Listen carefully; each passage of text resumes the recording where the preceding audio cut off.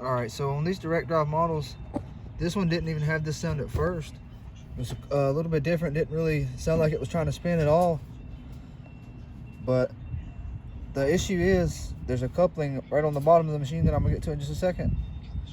And that's what causes this sound, or a couple other different sounds. If your washing machine's not agitating or spinning, and it's making that sound, and you think it might be clogged up or just something's wrong with it, I'm gonna show you the issue right here.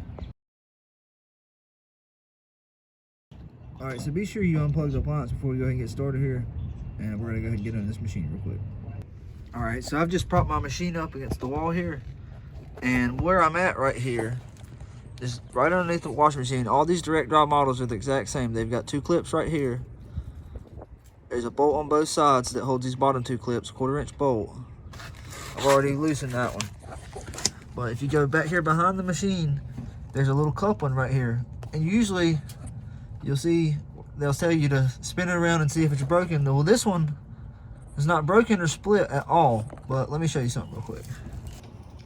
The newer one I have right here is made of metal, and this is the original one off the machine still, and it is made of all plastic.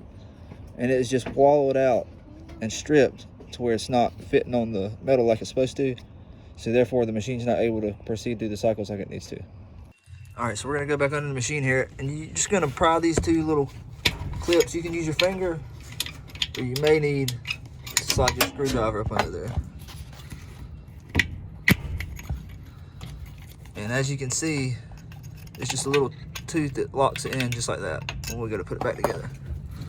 So a lot of times, sometimes you'll just have a sock right here in this drain pump, which is actually it's really good the way they made these models.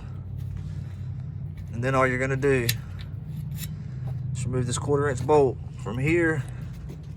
There's one more right there. On that one I've already removed. And then we're just gonna pry those up just like we did the first ones.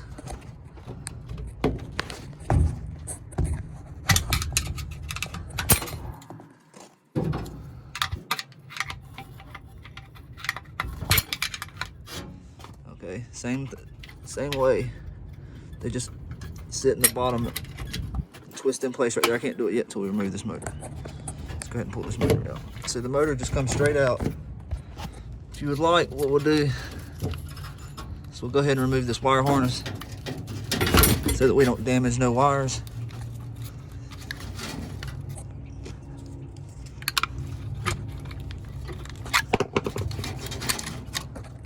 And then we'll just pull the motor off and sit it down.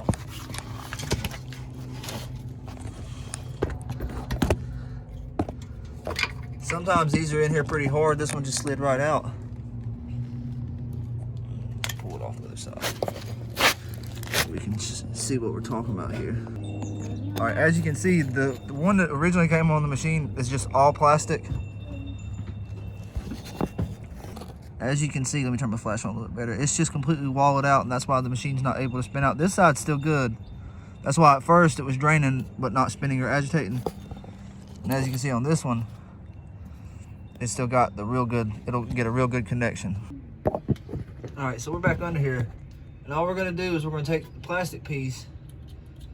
We're gonna take one side and we're gonna go ahead and separate it from the rubber piece. And line it up and take your little rubber hammer or something, rubber, and tap it on real good where it's flush. And then you just take this rubber piece,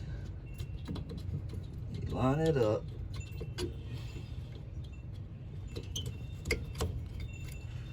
And I've already done the same thing on the back of the motor. You can see I've got it flush.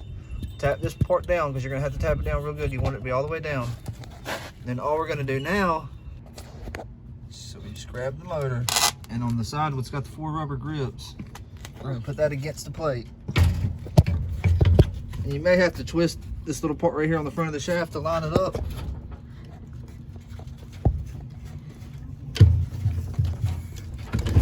But it should slide right up in place just like that.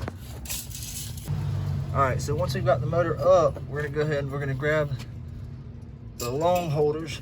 We're gonna reach behind it. So we're gonna reach in the back, we're gonna hook it right there in that little triangle and twist it, and it just pops right over here. Once we get them both popped on, then we'll put the bolts back on. The same with this one. take it, pops in like that, and it twists. So that you'll have leverage to hold it. And then it just pops right back over like that. And we're gonna go ahead and put our 1/4" bolts back on. All right, so we're just gonna go ahead and start these. Start them by hand. I'll reach up here. Let's start this one by hand.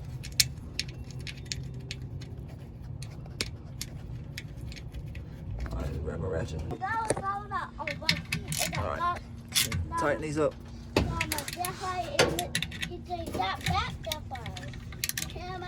I do. Apologize for the baby talk, but got my 4-year-old with me today.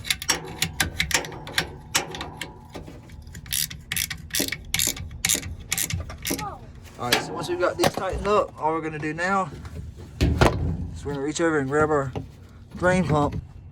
Now, if the drain pump doesn't line up, you may have to twist the shaft a little bit, maybe have to spin the coupling around with your finger. And then it should just slide right down in place, and there's 4 little holes on the motor that it sits in. Now we'll go ahead and clip this wiring harness back on here before it gets a little too difficult to do that. Okay, so now with these, there's no bolts holding these little ones on. It's the same way. You can see it goes in just like that. And you twist it and it locks in place. We're gonna go to this one up here.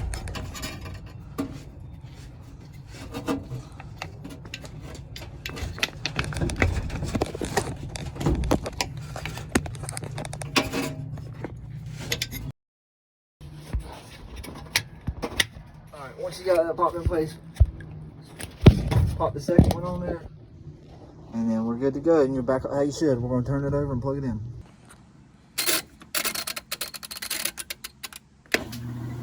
And you can hear, you can see the machine is spinning out again as it should. Thanks for watching.